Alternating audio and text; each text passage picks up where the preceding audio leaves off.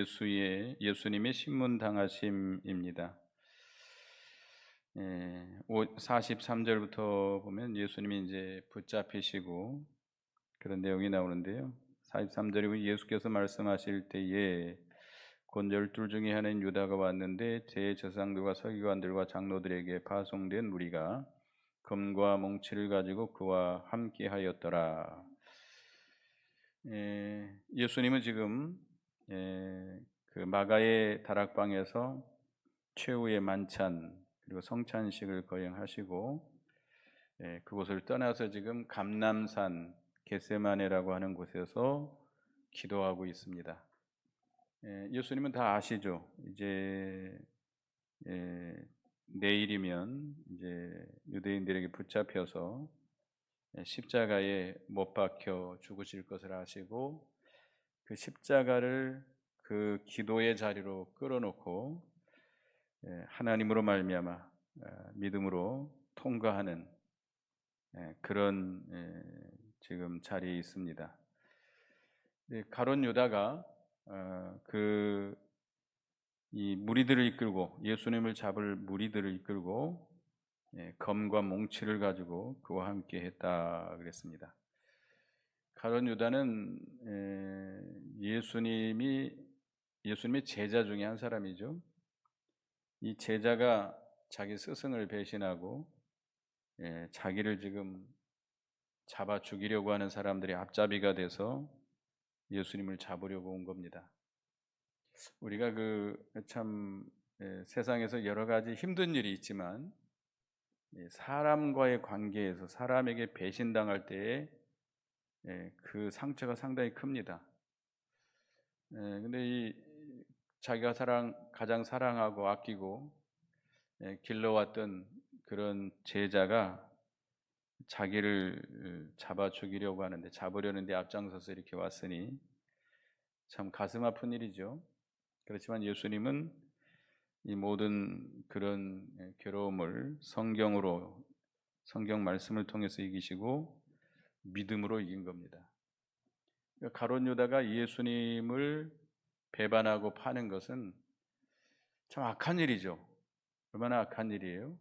자기 스승을 배반하고 몇 푼의 돈에 욕심에 사로잡혀 가지고 예수님을 팔아먹었는데, 그러나 예수님이 그 가룟 유다가 예수님을 팔았다고 해서 십자가에 못 박힌 건 아니죠.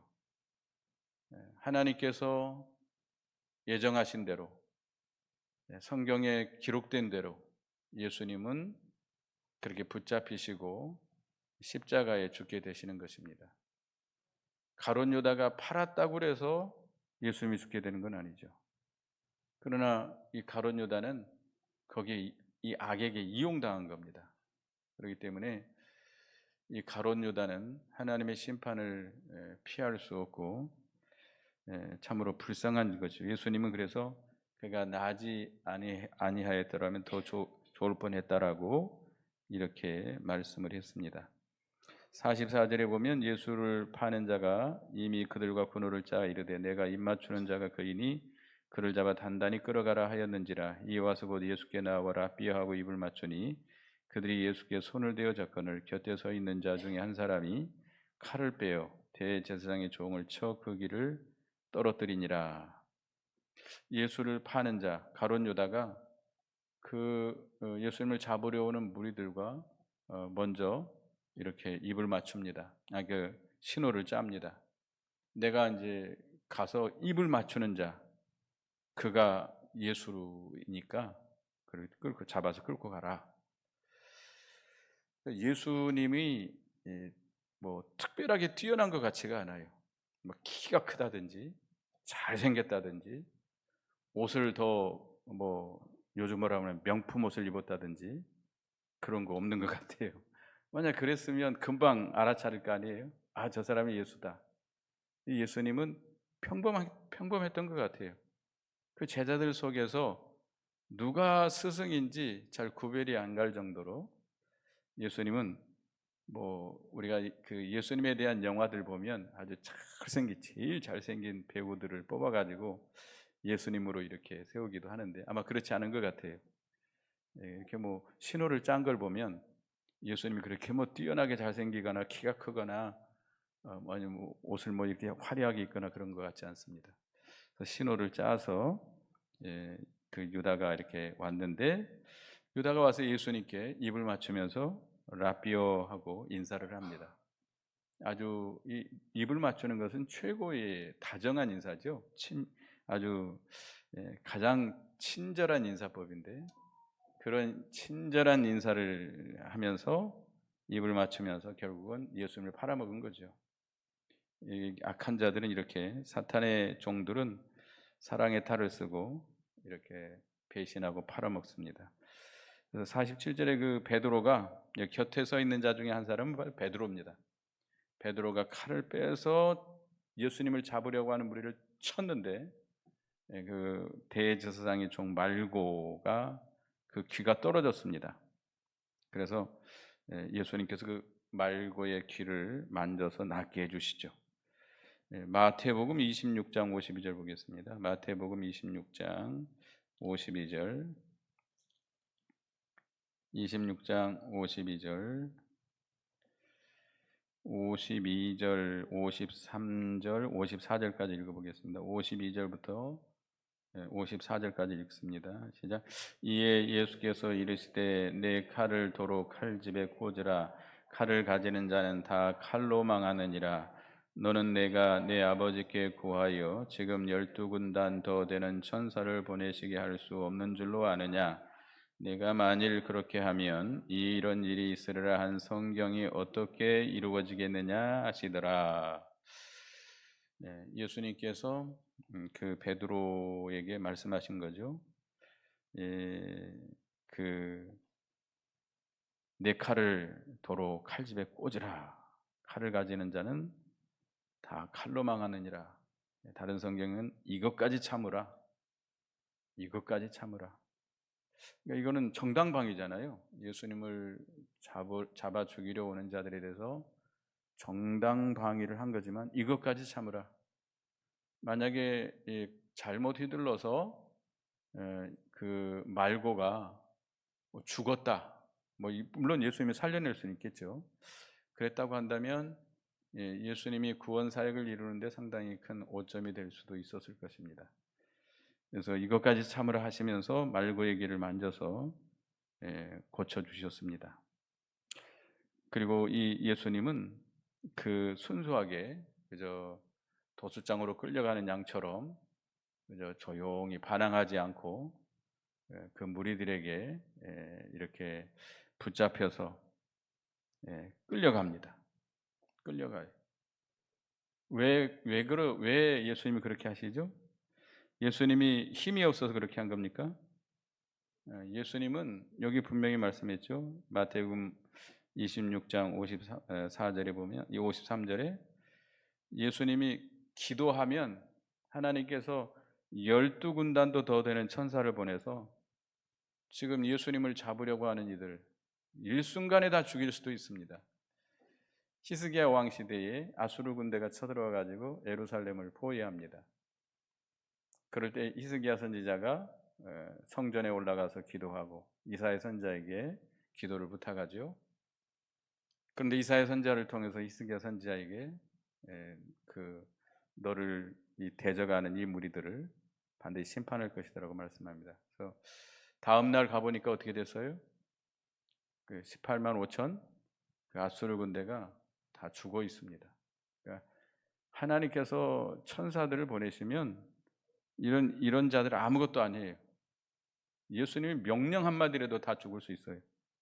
요한복음을 보면 예수님이 겟세마네 동산에서 그 무리들이 예수가 누구냐라고 물어볼 때 나다 그러니까 어떻게 됐죠? 그 앞에서 다 쓰러져 버렸어요. 다 기절했어요. 주님이 말씀하실 때 그 권세에 눌려가지고 다 죽은 자처럼 다 엎드러졌어요. 예수님 명령 한마디만 해도 다 죽일 수도 있습니다. 그렇지만 만일 그렇게 하면 이런 일이 있으라 한 성경이 어떻게 이루어지겠느냐? 성경을 이루기 위해서, 성경 말씀을 이루기 위해서, 하나님의 뜻을 순종하기 위해서 하나님의 말씀을 순종해서 구속을 이루기 위해서 잠잠히 순수히 끌려갔습니다. 도살장으로 끌려가는 양처럼. 우리 어렸을 때 보면 이렇게 소들이 팔려갈 때 보면 아는 것 같아요. 우리 어렸을 때 소 키워갖고 팔잖아요.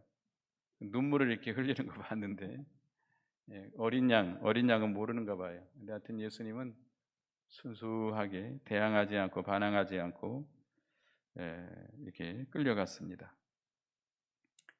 우리들의 구속을 이루기 위해서 하나님의 말씀을 순종해서 그 의를 이루기 위해서 이렇게 조용히 끌려갔습니다. 50절에 제자들이 다, 오늘 본문 50절입니다.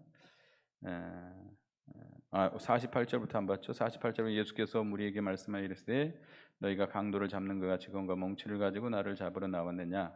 내가 날마다 너희와 함께 성전에 있으면서 가르쳤으되 너희가 나를 잡지 아니하였도다. 그러나 이는 성경을 이루려 함이니라 하시더라.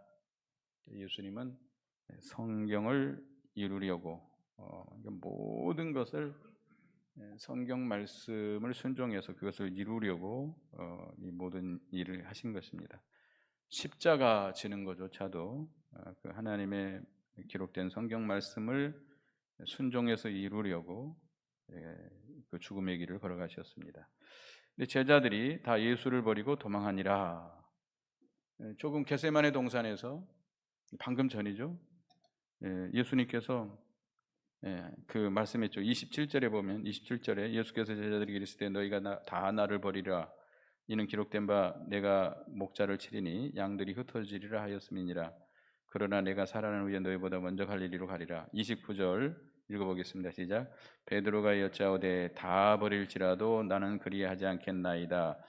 30절에 보면 예수께서 이르시되 내가 진실로 내게 이르노니 오늘 밤 닭이 2번 울기 전에 3번 나를 부인하리라. 31절 읽어봅니다. 시작. 베드로가 힘있게 말하되 내가 주와 함께 죽을지언정 주를 부인하지 않겠나이다 하고 모든 제자도 이와 같이 말하니라. 다 주를 버릴지라도 나는 그리하지 않겠나이다. 또 예수님께서 네가 나를 부인하겠다고 그러니까 내가 주님과 함께 죽을지언정 주를 부인하지 않겠나이다. 이게 다른 제자들도 똑같이 그렇게 호언장담을 했습니다. 그런데 실상 예수님이 붙잡히실 때가 되니까 어떻게 됐어요? 걸음하나 살려라고 다 도망가 버렸습니다. 아마 우리도 그러지 않을까? 우리도 그러겠죠? 아마 죽으라고 도망가려 내가 죽으라고 걸음하나 살려라고. 이 주를 위해서 죽는 일이라고 하는 것은 자기의 결심으로 되지 않습니다. 아무리 자기가 뭐 결심을 하고 해도 안 돼요. 기도를 해도 안 돼요. 주님이 하나님의 능력과 은혜로 되는 것입니다. 하나님께서 은혜 주셔야 또 순교를 할 수 있고 순교의 자리에 앉을 수 있습니다. 근데 51절 52절에 보면 한 청년이 벗은 몸에 배 혼이불을 두르고 예수를 따라가다가 무리에게 잡히며 배 혼이불을 버리고 벗은 몸으로 도망하니라. 이 한 청년이 나오는데 이거는 다른 공간복음 어떤 마태복음, 누가복음, 요한복음에는 나오지 않습니다. 마가복음에만 나오는데 왜 그러느냐? 이 한 청년이 누구이기 때문이죠? 이 마가복음을 기록한 마가 요한. 이제 그 성경학자들은 예컨대 그 가룟 유다가 그 예수님을 잡는 무리들을 처음에 어디로 끌고 갔느냐? 이 마가의 다락방으로 끌고 온 것이라고 보고 있습니다. 왜냐하면 예수님께서 성만찬을 할 때 먼저 가룟 유다를 내보냈습니다. 그죠? 가룟 유다를 내보내고 그 다음에 성찬 예식을 거행했거든요. 가룟 유다가 거기서 나가가지고 그 대제사장들이 보낸 그 무리들을 끌고 온 겁니다. 그게 어디로 갔겠습니까? 자기가 헤어졌던 마가의 다락방으로 온 거죠. 근데 마가의 다락방에 왔는데 없는 겁니다. 예수님이 안 계시는 거예요. 그러니까 이 가룟 유다는 예수님과 그 제자들이 밤이면 늘 감람산 그 겟세마네라고 하는 곳에 가서 기도하는 것을 알고 있어요. 습관적으로 늘 밤마다 거기 가서 기도했기 때문에. 그래서 가룟 유다는 그 무리들을 이끌고 기드론 시내를 지나서 감람산 겟세마네로 가게 된 겁니다. 근데 이 마가 요한은 예수님을 잡으러 오는 무리들을 딱 행색을 보니까 군인들이고 칼을 가졌고 창을 가졌고 뭉치를 들고 왔으니까 예수님을 잡으러 온 줄 알고 아마 자다가 깨어나 가지고 옷 입을 새도 없이 혼이불을 두르고 막 감람산 겟세마네에 계시는 예수님께로 찾아온 것 같아요. 근데 결국 뭐 군인들도 도착했고, 그래서 그 군인들이 마가 요한을 붙잡으니까 어떻게 됐어요? 그 혼이불을 벗어버리고 벗은 몸으로 도망치게 됩니다. 이 마가가 그걸 감당할 만한 믿음이 없었던 거죠. 이렇게 벗은 몸으로 비겁하게 도망치고 말았습니다. 이 마가 본인은 자기의 이름은 기록하고 있지 않지만 마가 요한으로 성경학자들은 다 그렇게 보고 있습니다. 이 마가가 이렇게 예수님이 붙잡힐 때 혼입을 버리고 도망가기도 했고, 또 1차 전도 여행 때 사도 바울과 바나바가 안디옥 교회에서 선교사로 파송될 때 그 수행자로서 마가 요한을 데리고 갑니다. 근데 마가 요한이 중간에 돌아가 버려요. 사도 바울과 바나바를 따라가면 대접을 많이 받을 줄 알았어요. 사도 바울이 막 능력을 행하고 병도 고치고 하니까 가는 데마다 환영을 받고 대접을 잘 받을 줄 알았는데 너무나 힘든 거예요. 너무나 힘드니까 도망가고 돌아가 버립니다. 그 밤빌리아라고 하는 곳에서 도망가는데요. 사도행전 13장에 그것 때문에 제2차 전도여행 때 사도 바울과 바나바가 제2차 전도여행을 출발할 때 바나바는 마가 요한을 데리고 가자 그러고 사도 바울은 데리고 가지 말자 그러고 거기서 심히 다투게 됩니다. 이렇게 훌륭한 두 사도가 심히 다투어서 갈라졌다고 그랬어요. 사도행전 15장이 그렇게 나오죠. 이게 이 마가 요한 때문에 그렇게 된 거거든요. 서로 협력하고 나갔으면 참 더 효과적으로 일하지 않았을까라고 생각하는데, 하여튼 뭐 하나님의 뜻이 어디 있는지 알 수 없지만 가룟 유다가 그런 역할을 한 거죠. 아니, 마가 요한이. 근데 이 마가 요한이 나중에는 회개하고 돌아와서 사도 바울의 좋은 협력자가 됩니다. 디모데후서 4장 11절에 보면, 디모데후서 4장 11절 보겠습니다. 디모데후서 4장 11절. 앞에 나와 있으니까 읽어보겠습니다. 시작. 누가만 나와 함께 있느니라. 네가 올 때에 마가를 데리고 오라. 그가 나의 일에 유익하니라. 디모데후서 4장 11절인데요. 마가를 데리고 오라. 디모데에게 부탁을 했죠. 그가 나의 일에 유익하니라. 마가 요한이 나중에는 회개하고 이 사도 바울에게 많은 협력을 했습니다. 근데 우리가 처음에 이렇게 믿음이 없어서 이렇게 도망치고 또 실수도 하고 손해를 끼쳤다고 그래서 무조건 다 낙인을 찍어가지고 이 사람은 못 쓸 사람이라고 해서는 안 됩니다. 회개하고 또 바로 서서 귀하게 쓰임 받을 수도 있어요. 이렇게 회개하고 끝까지 복음을 충성할 수 있습니다. 그 다음에 이제 53절부터는 이제 예수님께서 신문당하는 내용이 나오는데요. 53절에 그들이 예수를 끌고 대제사장에게로 가니 대제사장들과 장로들과 서기관들이 다 모이더라. 예수님을 포승줄에 아마 묶어가지고 끌고 간 것 같아요. 예수님 뭔 잘못을 했어요? 아무 잘못이 없어요. 여러분들 수갑을 채워서 끌려간 적이 있으세요?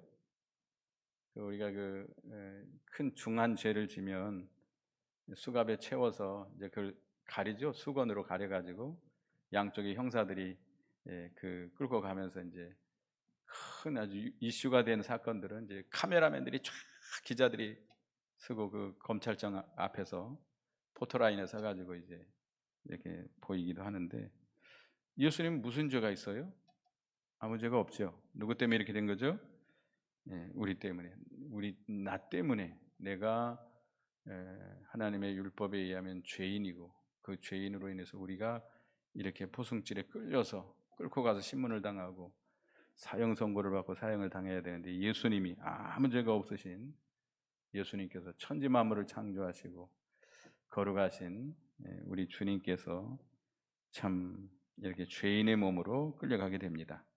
이 대제사장, 그 당시에는 이제 이 가야바였는데, 가야바에게로 끌고 가는데 이제 공회가 모이게 됩니다. 여기 보면 대제사장과 장로들과 서기관들이 모였다 그러는데, 뒤에 보면 공회가 모였다. 54절에 베드로가 예수를 몰치기 따라 대제사장의 집 드랑까지 가서 아랫 사람들과 함께 앉아 불을 쬐더라. 먼저 그 사도 요한이 이 대제사장의 친척, 가까운 친척이기 때문에 들어갔고, 베드로를 이렇게 들어오라고 그래가지고 데리고 들어간 거예요. 그러니까 이 요한과 베드로는 예수님의 제자의 자격으로, 제자로서 거기에 따라간 게 아니고 뭘로 간 거예요? 구경하러 온 거예요. 구경꾼으로. 예수님이 어떻게 될까? 구경하러 온 거죠. 55절에 대제사장들과 온 공회가 예수님을 죽이려고 그를 칠 증거를 찾되었지 못한지라. 이에 예수를 쳐서 거짓 증언하는 자가 많으나 그 증언이 서로 일치하지 못하더라. 어떤 사람이 일어나 예수를 쳐서 거짓 증언하여 이르되, 이 공회가 모였어요. 공회가 모여서 예수님을 신문을 하게 됩니다. 그런데 예수님을 죽일 증거를 찾지만 얻지 못했다. 증거가 없어요. 실질적으로 예수님을 죽일 만한 증거가 없었어요. 그러니까 서로 거짓 증인들을 세워가지고 이렇게 증거를 하지만 서로 그것도 일치하지 못했다고 그랬습니다. 근데 어떤 사람이 57절에 일어나가지고 예수님을 이제 거짓 증언하게 되는데, 58절에 우리가 그의 말을 들으니 손으로 지은 이 성전을 내가 헐고 손으로 짓지 아니한 다른 성전을 사흘 동안에 지으리라 하더라 하되 그 증언도 서로 일치하지 않더라.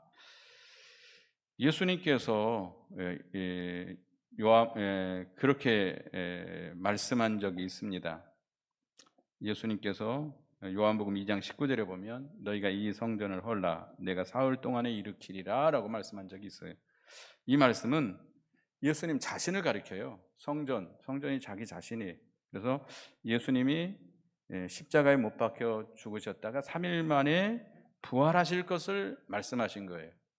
근데 이 거짓 증인자는, 거짓 증거하는 사람은 거기다가 예수님이 하신 말씀에다가 손으로라는 말과 내가라는 말, 내가 헐고 손으로 지은 이 성전을 내가 헐고 이렇게 말했어요. 손으로 짓지 않은 다른 성전을 사흘 동안에 지으리라 이렇게 말을 덧붙여 가지고 예수님을 이렇게 거짓 증거하고 있습니다. 그러나 이것도 일치하지 않았다. 그래서 60절에 대제사장이 가운데서 일어나서 예수께 물어 이르되 너는 아무 대답도 없느냐? 이 사람이 너를 치는 증거가 어떠하냐 하되 침묵하고 아무 대답도 아니하시거늘 대제사장이 다시 물어 이르되 내가 찬송받을 이 아들 그리스도냐? 이 대제사장이 네가 그리스도냐라고 물어봅니다. 그럴 때 예수님이 뭐라고 그랬어요? 내가 그니라. 예수님은 분명히 이렇게 대답했다가는 사형 선고를 당할 수밖에 없고 죽을 수밖에 없는 걸 알면서도 죄인으로 선고를 당하고 사형 선고를 받고 죽을 줄 알면서도 내가 그니라라고 분명하게 확실하게 대답을 했습니다. 왜?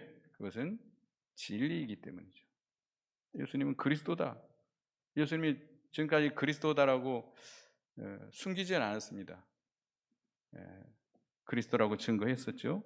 그리고 내가 인자가 권능의 우편에 앉은 것과 하늘 구름을 타고 오는 것을 너희가 보리라. 예수님이 승천하시고 재림하실 것을 명백하게 그들에게 증거하고 있습니다. 그래서 우리도 이렇게 반대하든지 죽이든지 진리에 대해서는 바로 우리가 증거해야 됩니다. 진리는 반드시 승리하기 때문이죠. 그래서 예수님께서 이렇게 증거를 하니까 대제사장이 63절에 대제사장이 자기 옷을 찢으며 이르되 우리가 어찌 더 증인을 요구하리요? 그 신성모독하는 말을 너희가 들었도다. 너희는 어떻게 생각하느냐 하니 그들이 다 예수를 사형에 해당하다고 정죄하고 어떤 사람은 그에게 침을 뱉으며 그 얼굴을 가리고 주먹으로 치며 이르되 선지자 노릇하라 하고 하인들은 손바닥으로 치더라. 대제사장이 옷을 찢으면서 우리가 어찌 더 증인을 요구하리요? 라고 말했습니다. 그가 그 신성모독하는 말을 너희가 들었도다. 개역 한글 성경은 참남된 말을 들었도다 이렇게 말했는데, 하여튼 예수님을 그들은 그리스도로 하나님으로 인정하지 않는 거죠. 예수님은 누구죠? 하나님이에요. 그리스도예요. 그런데 그들은 믿지 않기 때문에 예수님이 그리스도라고 하니까 그를 참남되다, 신성모독했다, 하나님께 돌려야 될 말을 사람에게 돌렸다라는 거죠. 신성모독한 거다. 네가 그리스도가 아닌데 왜 그리스도라고 하느냐 이거예요. 그래서 사형에 해당하다고 선고를 합니다. 유대의 이 산헤드린 공의에서 결정한 것은 최고 이 판결기관이에요. 입법기관이면서 판결기관입니다. 그러니까 이 산헤드린 공의에서 판결하면 끝이에요. 이제 그대로 이제 처형을 당해야 돼요. 그래서 예수님은 죄인으로서 사형 선고를 받았고 결국 사형을 당하게 된 겁니다. 예수님 무슨 죄가 있어서 그랬어요? 우리 때문이죠. 우리의 모든 죄를 대신 지시고 우리가 받아야 될 사형을 선고를 받고 사형을 당하신 것입니다. 그리고 나서 이제 이 군인들이 예수님이 사형 선고를 받은 다음에 와가지고 침을 뱉고 얼굴을 가리고 주먹으로 치면서 이르되 너를 친 자가 누구냐? 선지자 노릇하라 하면서 희롱하면서 어떤 사람은 손바닥으로 쳤다. 침뱉임을 당하고 주먹으로 얼굴을 맞고 희롱을 당하고 조롱을 당하고.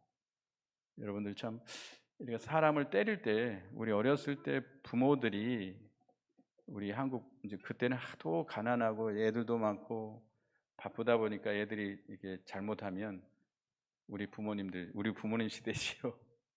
손찌검을 할 때가 있어요. 손찌검.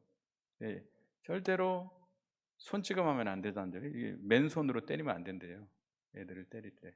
감정이 실리기 때문이고, 또 이게 흥분된 상태에서 때리면 안 되죠. 요즘은 감히 뭐 때리지도 못하지요. 반드시 그 어떤 경건한 어떤 그런 자리를 마련해 가지고 애를 교육해야 됩니다. 확 막 이렇게 치밀어 오는 상태에서 그냥 손에 잡히는 대로 그냥 때린다든지 뺨을 때린다든지 주먹으로 친다든지 이렇게 하면 그 아이가 평생 그게 남습니다. 평생 남아요. 절대로 그렇게 하면 안 되죠. 우리가 그건 폭력이죠, 폭력. 어디서나 마찬가지죠. 요즘도 뭐 폭력 가끔 일어나는데 절대로 그렇게 하면 안 됩니다. 어떤 다른 사람을 교육할 때, 그 어린 자녀들을 교육할 때 어떤 그 경건한, 특별히 예수 믿는 사람은 경건한 시간을 가져야 돼요. 그리고 그 아이들을 반드시 하나님 앞에서 말씀으로 이렇게 교훈해야 됩니다. 때리더라도 회초리를 가지고 그가 인정하게, 네 몇 대 맞을래? 그 아이가 인정하도록 하고 때려야 돼요. 우리 어렸을 때는 안 그랬죠? 말 안 들으면 어떡하죠? 밖에서 싸우면 어떡하죠? 엄마가 불 때다가 부싯갱이 들고 나와가지고 막 두들겨 팹니다. 막. 하도 바쁜 시절이니까 많이 맞았죠. 네, 하여튼 우리가 예수님이 손바닥으로 침뱉임을 당하고 손찌검을 당하고, 여러분들 혹시 손찌검 당해보셨어요? 다 커가지고 어른이 돼가지고 뺨 맞아본 적 있으세요? 침뱉임 당한 적 있으세요? 정말 치욕스럽습니다. 이게 어렸을 때야 뭐 그때나야 뭐 싸우기도 많이 하고 하지만 이게 다 어른이 돼가지고 그렇게 당한다면 진짜 모멸감을 당하게 되죠. 근데 예수님은 또 누구지요? 하나님이시죠. 하나님께서 이렇게 당하신다는 건 참 우리가 당하는 것과는 이게 비교가 안 되죠. 예수님께서 이렇게 우리 때문에 이런 참 모욕을 당하고 멸시를 당하고 이렇게 신문을 당하셨습니다.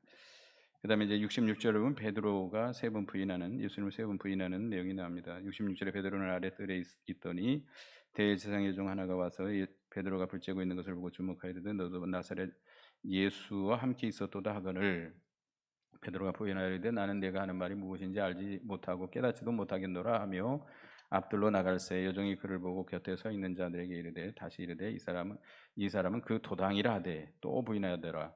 조금 후에 곁에 서 있는 사람이 다시 베드로에게 말하되 너도 갈릴리 사람이 참으로 그 도당이니라. 그러나 베드로가 저주하며 맹세하되 나는 너희가 말하는 이 사람을 알지 못하노라 하니 베드로가 3번이나 예수님을 모른다고 부인하게 됩니다. 마지막에는 무엇까지 하면서 저주까지 하면서 나는 저 사람을 모른다. 이 베드로가 이렇게 부인했어요. 우리가 이렇게 믿음이 없으면 여러분들도 어떤 환란이 닥쳐왔을 때 예수님을 모른다고 부인할 수 있습니다. 이 베드로는 이 실수한 것 때문에, 이 죄 때문에 평생을 회개했잖아요. 여러분들은 예수님을 모른다라고 죽을까봐 겁나가지고 핍박당할까봐 어떤 고문당할까봐 두려워가지고 예수님을 모른다라고 하지 않도록 믿음의 준비를 잘 해야 됩니다. 믿음의 준비를 잘해. 생명을 내놓고 주님을 시인하도록 주님을 증거하는 우리가 되어야 되겠습니다. 이 베드로는 뭐 죽을지언정 주님과 함께 죽는 데까지 나가겠나이다라고 맹세했던 사람이에요. 그런데 그가 믿음의 실력이 없다 보니까 결국 실제로 그런 자리가 왔을 때 예수님을 부인하고 말았습니다. 그러니까 여러분들이 뭐 결심한다고 되는 일이 아니에요. 앞으로 내가 예수님 때문에 죽는 자리도 내가 당당하게 나가겠다. 뭐 아무리 결심한다고 되는 거 아니에요. 여러분 손에다가 인자를 새기는 사람도 있는데 그런다고 되는 건 아니에요. 뭐가 있어야 돼요? 믿음의 실력이 있어야 돼요. 믿음의 실력이 있어야 돼요. 미리 여러분이 준비해서 그런 환란이 왔을 때, 핍박이 왔을 때 예수님 모른다고 도망치거나 오늘부터 나 예수 안 믿음 하고 이렇게 예수님을 부인하거나 그런 죄에 빠지지 않길 바라겠습니다. 얼마나 큰 죄예요.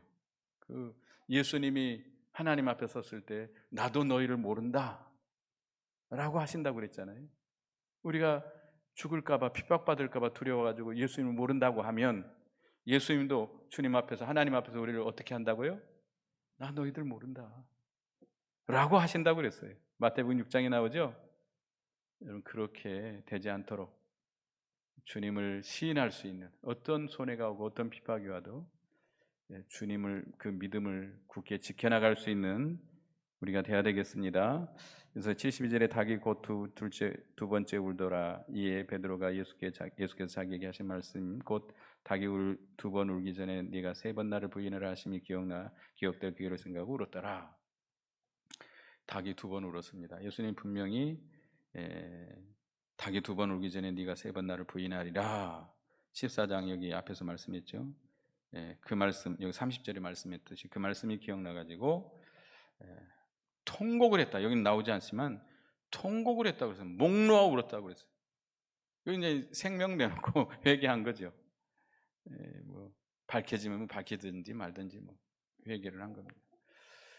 베드로가 그래서 전설에 의하면 새벽마다 닭이 울 때 평생 나는 주님을 부인한 자다 하면서 회개했다고 그러잖아요. 결국 베드로도 나중에 순교를 당하죠. 로마에 가서 순교를 당하는데 순교당할 때 어떻게 했다고 그러죠? 자기는 예수님처럼 이렇게 정상적으로 십자가에 못 박지 말고 나는 그렇게 할 자격도 없는 사람입니다. 나를 거꾸로 매달아서 십자가에 못 박게 해달라고 부탁을 해서 거꾸로 십자가에 못 박혀서 죽었다고 그럽니다. 그러니까 이 베드로가 진정으로 회개한 거죠. 우리도 베드로 같이 그런 죄에 빠지지 않도록 해야 되겠습니다. 기도하겠습니다. 하나님, 예수님께서 이렇게 죄인의 모습으로 붙잡히시고 신문을 당하시고 이렇게 또 사형 선고를 당하고 십자가의 죽음을 당하셨는데 예수님 무슨 죄가 있어서가 아니고 순전히 하나님의 명령을 순종해서 우리의 구원을 이루기 위해서 우리가 죄로 인해서 받아야 될 그 모든 형벌을 대신 받으신 것입니다. 주님께서 이렇게 죄인이 되시고 우리를 죄 때문에 죄인이 되시고 사형 선고를 받으시고 십자가에 죽으신 것을 우리가 기억하고 주님의 은혜에 감사 감격하고 주를 위해 사는 저희가 되게 해 주시옵소서. 예수님의 이름으로 기도드리옵나이다. 아멘.